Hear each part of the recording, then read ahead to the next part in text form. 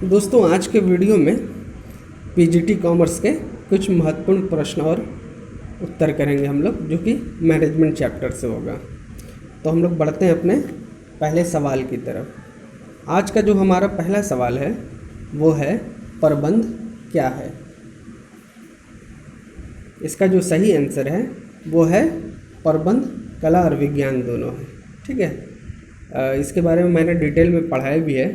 आप लोग मेरे YouTube चैनल के प्लेलिस्ट में जा सकते हैं, वहाँ पे मैनेजमेंट के नेचर के बारे में बताया था मैंने। साथ ही साथ मैंने बताया था कि मैनेजमेंट आर्ट और साइंस कैसे है, दोनों को मैंने डिस्कस भी किया था पूरे कॉन्सेप्ट के साथ। चलिए बढ़ते हैं हम लोग अगले क्वेश्चन की तरफ। अगला जो सवाल है वो है प्रबंध का सामाजिक उत्तरदायित्व क्या है। देखते हैं हम लोग अपने ऑप्शन को।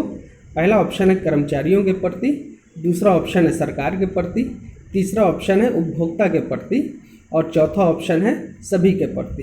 तो इसका जो सही आंसर है वो है डी, सभी के प्रति। यानी प्रबंध का जो सामाजिक उत्तरदायित्व होता है वो कर्मचारियों के प्रति भी होता है, सरकार के प्रति भी होता है और उपभोक्ता के भी प्रति होता है। चलिए देखते हैं अगला क्वेश्चन। अगला जो क्वेश्चन है वो है प्रबंध कला है।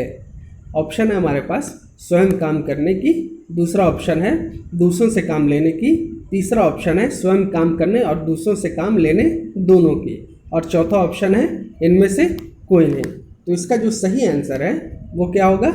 प्रबंध कला है स्वयं काम करने और दूसरों से काम लेने की। ठीक है, अब यहाँ पे जो मैनेजमेंट होते हैं यानी प्रबंध जो होता है वो क्या करता है कि न्यू कॉन्सेप्ट ऑफ मैनेजमेंट के अकॉर्डिंग प्रबंध स्वयं भी काम करती है और साथ ही साथ अपने कर्मचारियों से भी काम लेती है, यानी कर्मचारियों से काम भी लेती है और उसके साथ मिलकर काम भी करती है। हम लोग बढ़ते हैं अगले क्वेश्चन की तरफ। क्वेश्चन नंबर 4, प्रबंध एक पेशा है, ये कथन किसका है?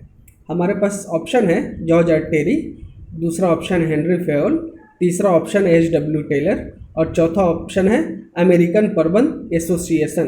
तो इसका जो सही आंसर है वो है ऑप्शन नंबर डी, अमेरिकन प्रबंध एसोसिएशन। यानी प्रबंध एक पेशा है, ये कथन किसने दिया था? तो अमेरिकन प्रबंध एसोसिएशन ने दिया था। अगले क्वेश्चन को देखते हैं। अगला जो सवाल है वो है कि प्रबंध व्यक्तियों का विकास है, न कि वस्तुओं का निर्देशन, ये कथन किसका है? हमारे पास ऑप्शन है लॉरेंस ए एप्ले, यहाँ पे एप्पल नहीं एप्ले होगा। दूसरा ऑप्शन है आर.सी. डेविस, तीसरा ऑप्शन है जॉर्ज आर टेरी और चौथा ऑप्शन है कीथ और गुबेलिन। ठीक है, इसका जो सही आंसर है वो क्या है? ऑप्शन नंबर ए, यानी प्रबंध व्यक्तियों का विकास है, न कि वस्तुओं का निर्देशन। ये कथन किसने दिया था? लॉरेंस ए एप्ले ने दिया था। अगले क्वेश्चन की तरफ बढ़ते हैं। अगला जो सवाल है वो है क्वेश्चन नंबर 6, प्रबंध की प्रकृति किस रूप में है?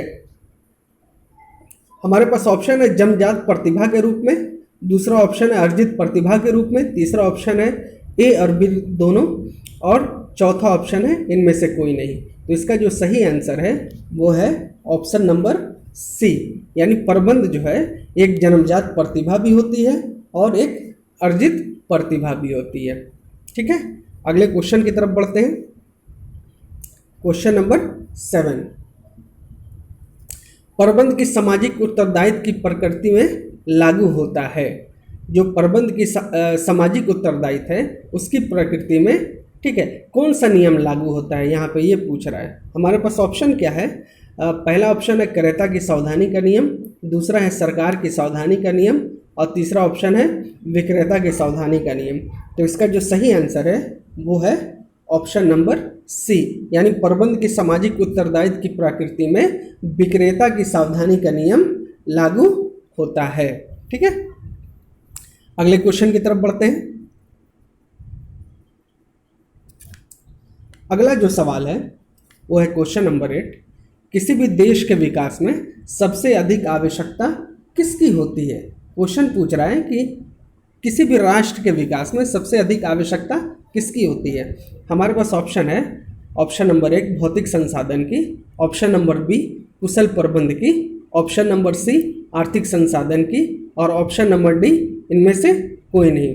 तो इसका जो सही आंसर है वो है ऑप्शन नंबर बी, यानी किसी भी देश के विकास में सबसे अधिक आवश्यकता जो होती है वो एक कुशल प्रबंध की होती है, क्योंकि जब कुशल प्रबंध होता है तो वो अपनी कुशलता से रोजगार के नए नए अवसरों को जन्म देता है, जिससे क्या होता है कि राष्ट्र में बेरोजगारी की समस्या खत्म हो जाती है और उस राष्ट्र का विकास होने लगता है। ठीक है, अगले क्वेश्चन की तरफ बढ़ते हैं। अगला जो सवाल है क्वेश्चन नंबर 9, उच्च स्तरीय प्रबंधक नियोजन पर अपने समय का कितना भाग व्यय करते हैं यानी खर्च करते हैं? यानी जो टॉप लेवल मैनेजमेंट होती है वो नियोजन पर अपने समय का कितना भाग खर्च करती है? ऑप्शन है ए 35%, बी 75%, सी 55% और डी इनमें से कोई नहीं।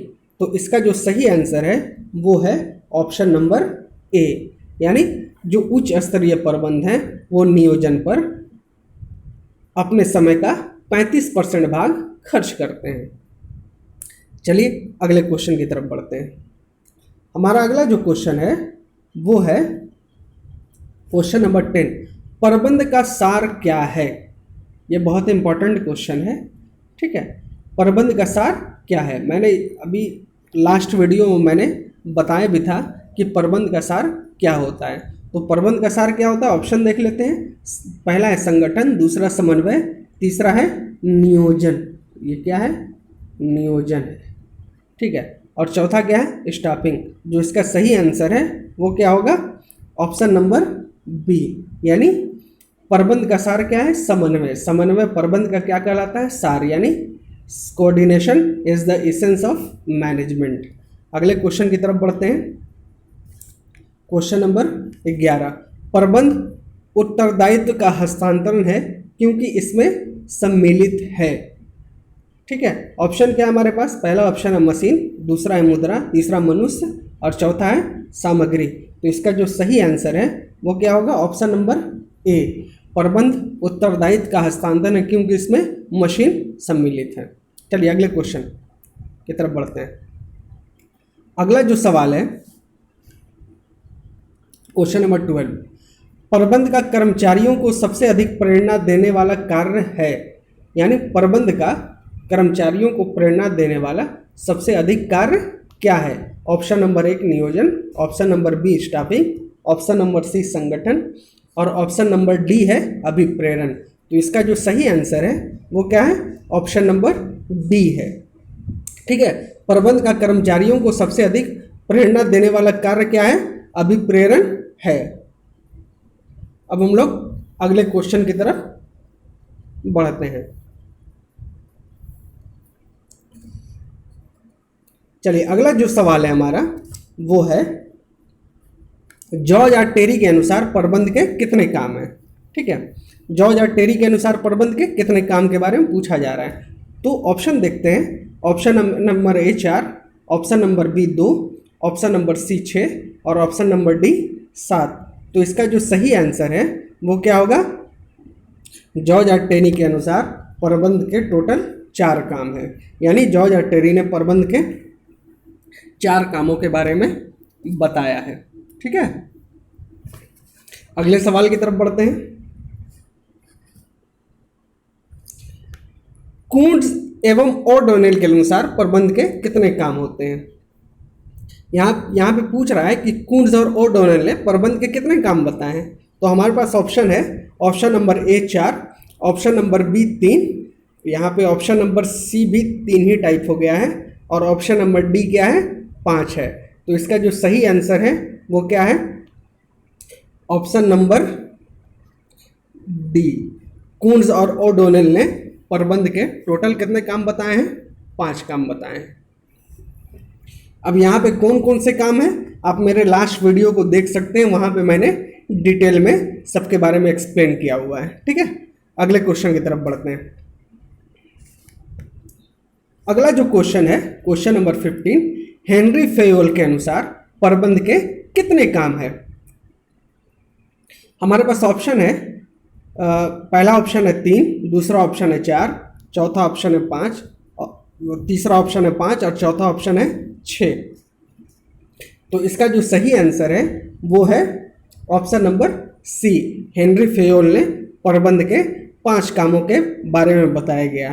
तो जितने भी स्कॉलर्स ने, ठीक है, मैनेजमेंट के किस किस कामों के बारे में उन्होंने बताया है, आप मेरे लास्ट वीडियोस को देखेंगे तो वहाँ पे क्लियर हो जाएगा, क्योंकि मैंने डिटेल में एक्सप्लेन किया इसको। अगले क्वेश्चन की तरफ बढ़ते हैं। लूथर गुलिक के अनुसार प्रबंध के कितने काम हैं? ऑप्शन है ए 7, बी 5, सी 6 और डी 4। इसका जो सही आंसर है वो है ऑप्शन नंबर ए। लूथर गुलिक ने प्रबंध के कुल 7 कार्यों के बारे में बताया है। अगले सवाल की तरफ बढ़ते हैं। क्वेश्चन नंबर 17, एमसी नाइल्स के अनुसार प्रबंध के कितने काम हैं? एमसी नाइल्स ने प्रबंध के कितने कामों के बारे में बताया है? ऑप्शन है ए 5, बी 4, सी 6 और डी 7। इसका जो सही आंसर है वो है option number B. MC Niles ने प्रबंध के टोटल 4 कामों के बारे में बताया है। अगले क्वेश्चन की तरफ बढ़ते हैं। क्वेश्चन नंबर 18, समन्वय किसके द्वारा स्थापित किया जाता है? यानी समन्वय की जो स्थापना होती है प्रबंध के किस स्तर के द्वारा की जाती है? हमारे पास ऑप्शन है, ऑप्शन नंबर ए उच्च स्तरीय प्रबंध के द्वारा, ऑप्शन नंबर बी मध्य स्तरीय प्रबंध के द्वारा, ऑप्शन नंबर सी निम्न स्तरीय प्रबंध के द्वारा और ऑप्शन नंबर डी इनमें से कोई नहीं। तो इसका जो सही आंसर है वो क्या है? ऑप्शन नंबर ए, यानी समन्वय की स्थापना उच्च स्तरीय प्रबंध के द्वारा की जाती है। ठीक है, अगले क्वेश्चन की तरफ बढ़ते हैं। अगला जो सवाल है वो क्वेश्चन नंबर 9 है। समन्वय क्या है? हमारे पास ऑप्शन है, ए ऑप्शन आवश्यक, बी अनावश्यक, सी ऐच्छिक और डी समय का नष्ट होना यानी समय की बर्बादी। तो इसका जो सही आंसर है वो क्या है? ऑप्शन नंबर ए, यानी समन्वय क्या है? आवश्यक है। ठीक है, क्योंकि समन्वय लागू होगा तभी जाकर जो भी प्रबंध की क्रियाएं हैं यानी फंक्शंस ऑफ मैनेजमेंट है वो क्या होंगी? इफेक्टिव होंगी। ठीक है, बिना समन्वय स्थापित किए प्रबंध किसी भी संस्था के निर्धारित लक्ष्य को पूरा नहीं कर सकता है। ठीक है, नेक्स्ट क्वेश्चन की तरफ बढ़ते हैं। अगला जो सवाल है वो है क्वेश्चन नंबर 20, समन्वय किसके बीच स्थापित किया जाता है? हमारे पास ऑप्शन है, पहला ऑप्शन विभागों के बीच, दूसरा है समूहों के बीच, तीसरा है प्रबंध और कर्मचारियों के बीच और चौथा ऑप्शन है सभी के बीच। ठीक है, तो इसका जो सही आंसर है वो है ऑप्शन नंबर डी, क्योंकि समन्वय की जो स्थापना होती है विभागों के बीच भी होती है, समूहों के बीच भी होती है और प्रबंध और कर्मचारियों के बीच भी होती है। तो दोस्तों आज के वीडियो में बस इतना ही। धन्यवाद।